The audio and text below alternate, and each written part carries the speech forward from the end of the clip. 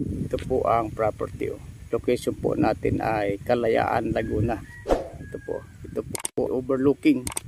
At maganda po itong gawing camping site or ano man po mga project. Pwede pong plantation kasi mataba po ang lupa dito. Malamig po ang klima.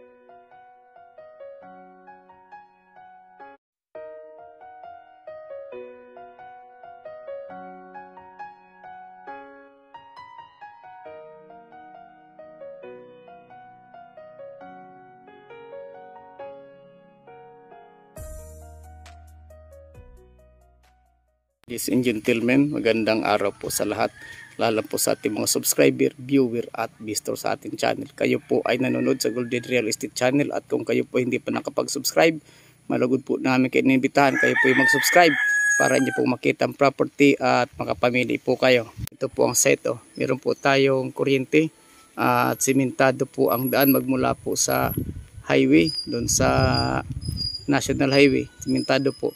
At palapit po ito sa Pagsanhan, Laguna. Yan, overlooking po ang mga mountain views, yung mga sea of clouds. Kitang kita po dito lahat yan. Yan po.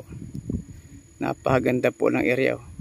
So ngayon po ay halos walang tanim ang property at inaalagaan po ng mga hayop. Yan, meron po tayong kabayo. Ito po yung property natin. Hili po siya pero banay lamang po. At sa ibaba po ito may sapa. Meron po tayong sapa. Ang layo po galing po sa National Highway, more or less mga 10 kilometers po ito. May cellphone signal, may internet po dito sa lugar na ito. Ito pong kalsada nito ay nasa loob po ng property ito. Napakaganda po ng property nito. Ito po ay may sapa doon sa bandang baba. Ito may sapa po ito.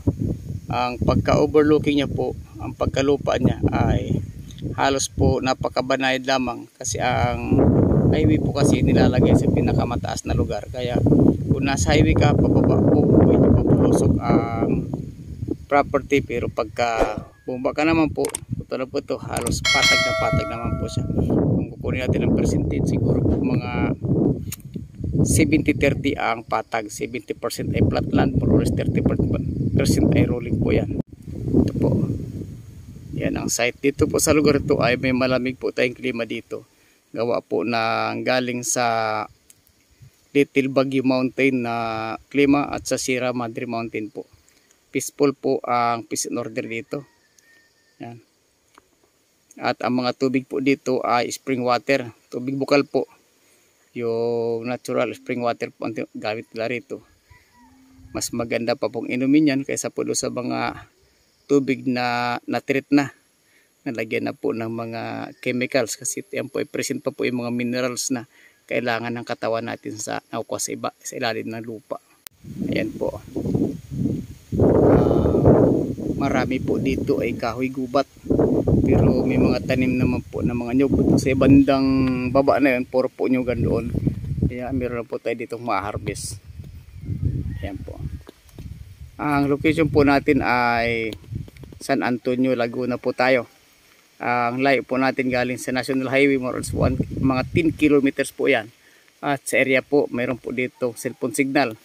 At may internet na rin po dito sa lugar ito. Happy viewing po sa lahat. Maraming salamat po sa panonood nyo sa aming YouTube channel.